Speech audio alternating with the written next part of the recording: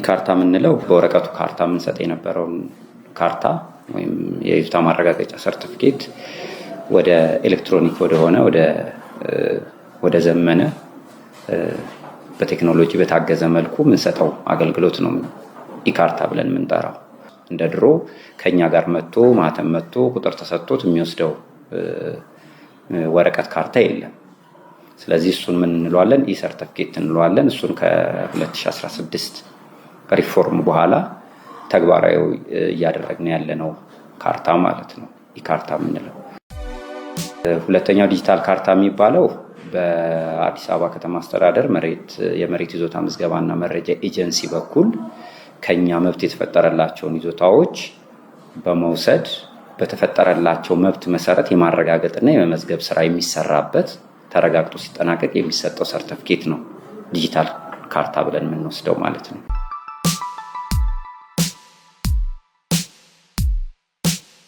የመሬት ልማትና አስተዳደር ቢሮ ዋናው ታርጌቱ መብት መፍጠር ነው። መብት ይፈጥራል።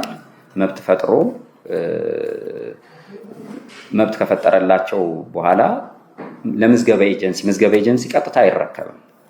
ፌዝ አለው የሚረከቡበት ማለት ነው። ቀጠና አለ፣ ይታወጃል። እስኪታወጅ ድረስ በካርታው የሚሰጡ ማንኛውንም አገልግሎቶች በእኛ በኩል ነው የሚያገኙት፣ ከኛ ነው አገልግሎቱን የሚያገኙት። ስለዚህ ምዝገባ ኤጀንሲ እስኪያረጋግጥና እስኪመዘግብላቸው ድረስ ከካርታው ጋር መብት በተፈጠረበት ካርታ ላይ ያሉ ማንኛውም አገልግሎቶች ወሰን ማመላከት ሊሆን ይችላል፣ ስም ማዞር ሊሆን ይችላል፣ የጠፋ ካርታ መተካት ሊሆን ይችላል፣ ይዞታውን ለሁለት መክፈል ሊሆን ይችላል፣ መቀላቀል ሊሆን ይችላል፣ ሁለት ይዞታዎችን ወደ አንድ ይዞታ ማምጣት ሊሆን ይችላል። የተለያዩ ስራዎችን እኛ ጋር አገልግሎት እንሰጣለን። ምዝገባ ኤጀንሲ በህግ ተፈቅዶለት የሚፈለጉትን ቀጠናዎች በአንድ ጊዜ ሙሉን ከተማውን ማወጅ ስለማይችል በተለያዩ ፌዞች እያደረገ አንዱን ቀጠና አንድ የታወጀን ቀጠና አጠናቆ ሲወጣ ስለሆነ ወደ ሌላ ቀጠና የሚገባው እሱን ቀጠና ጨርሶ አውጆ ጥሪ በሚያደርግበት ሰዓት ከኛ ምንድነው የሚሟላው? የግለሰቡን ማህደር ሰነድ፣ መብት፣ ኃላፊነትና ክልከላዎችን ኮፒ አድርገን ለምዝገባ ኤጀንሲው እናስረክብለታለን ማለት ነው። እኛ ጋር መብት ሲፈጠሩ የነበሩ መብቶቹ ምን ነበሩ? ለምሳሌ የይዞታ ማረጋገጫ ካርታው፣ የሊዝ ውል፣ የክልከላዎች ደግሞ ከብድር ጋር ከባንክ ቤት ክርክር ጋር የተያዙ ካሉ እነዛን በተዘጋጁ ቅጾች መሰረት ሞልተን እነዚህን የሚያመላክቱ ሰነዶችን በሙሉ ኮፒ በማረጋገጥ ለምዝገባ ኤጀንሲው እናስረክባለን ማለት ነው። ከኛ የሚጠበቀው ይሄ ነው ከኛ ተቋም።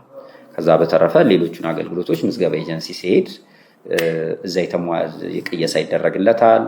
የተለያዩ ክፍያዎች አሉ። እነሱን በመክፈል ይዞታው ተረጋግጦና ተመዝግቦ ይሰጣል ማለት ነው።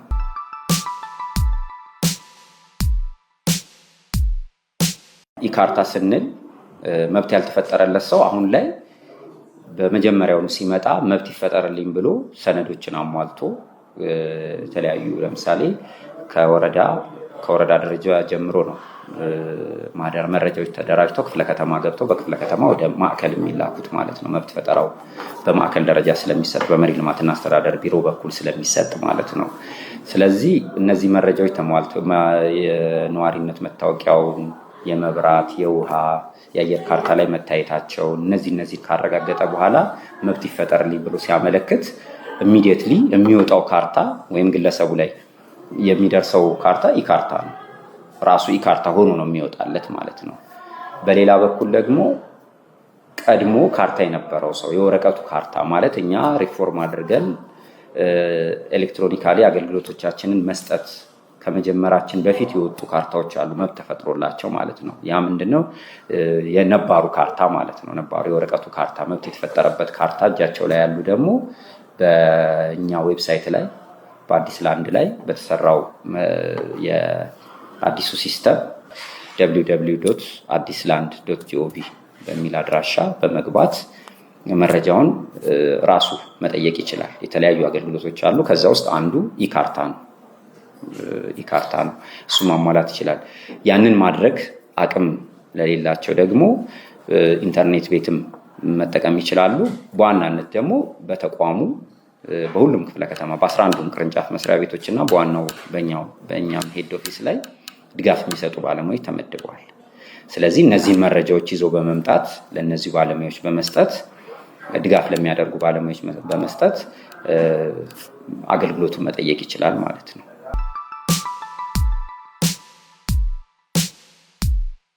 ለምሳሌ እኛ ሰነዶችን አሟልተን እንልካለን ለምዝገባ ኤጀንሲ። ቅድም እንዳልኩት አካባቢው ሲታወጅ፣ ቀጠናው ሲታወጅ ለምዝገባ ኤጀንሲው መረጃዎችን መብት ኃላፊነት ክልከላ ኮፒ አድርገን እንልካለን። እዛ ከተካሄደ በኋላ ሰነዶቹና በአካል የሚገኙት የልኬት ልዩነቶች ሊፈጠሩ ይችላሉ። የሊዙ ላይ ስህተቶች ሊኖሩ ይችላሉ። የስም የእንደዚህ አይነት ልዩነቶች በሚኖሩበት ጊዜ ለማን ይላካል? ለመብት ፈጣሪው ተቋም እነዚህ ነገሮች ልዩነት ፈጥረውብኛል፣ ስለዚህ በአንተ በኩል ተስተካክሎ ይቅረብ፣ ወይም እነሱ ይህንን ምን ይሉታል? የክርክር መዝገብ የሚሉት ማለት ነው።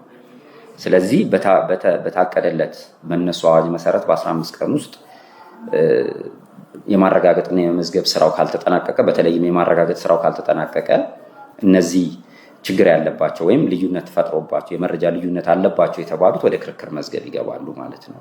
እነዛ ችግሮች የሚፈቱት ከማን ጋር ነው?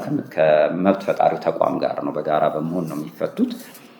ምናልባት አንዳንድ ጊዜ እዛ ክርክር ውስጥ የገቡ ማለት በካርታ የተቀመጠው የቦታ ስፋትና በመሬት የተገኘ የቦታ ስፋት ልዩነት ሲኖረው፣ የሊዝ ውሉ አንዳንድ ጊዜ የሊዝ ውሎች ሳይኖሩ ሲቀሩ ማህደሩ ውስጥ በተለያየ ምክንያት ሳይታሰሩ ከቀሩ፣ በተለያየ አይነት የስም ስህተቶች ግለሰቡ እዛ ያመለከተበትና እኛ ጋር በካርታ የተሰጠው የስም ልዩነት ካሉ፣ እነዚህ የተለያዩ አይነት ችግሮች ካሉባቸው የክርክር መዝገብ ውስጥ ይቀመጣሉ።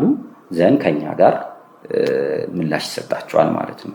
በአሁኑ ሰዓት ላይ በተለይ ባለፈው ዓመትና በዚህ ዓመት በሰራ ነው የክርክር መዝገብ የማውጣት ስራ ከክርክር መዝገብ የማውጣት ስራ አብዛኛው ቁጥር ቀንሷል። ስለዚህ ከዚህ ውጭ ግን ያሉት ግን ተረጋግጦ ዲጂታል ካርታ ያዙ በታወጀ ቀጠና ውስጥ ያሉትን በተመለከተ መስተንግዶ የሚገኘው በምዝገባ ኤጀንሲው በኩል ነው። ያልተረጋገጡ ገና ያልታወጁ ቀጠናዎች ላይ ያሉ የከተማዋ ክፍል ላይ ያሉ ነዋሪዎች ደግሞ የተለያዩ የይዞታ አገልግሎቶችን ማግኘት የሚችሉት በመሬት ልማትና አስተዳደር ቢሮ ባሉ ቅርንጫፍ መስሪያ ቤቶች በኩል ነው ማለት ነው። እስኪታወጅ ድረስ ማለት ነው። እስኪታወጅ በምዝገባ ኤጀንሲ በሚያውጅበት ጊዜ ደግሞ መብት ኃላፊነትና ክልከላውን ለምዝገባ ኤጀንሲ እናስረክባለን በእኛ በኩል።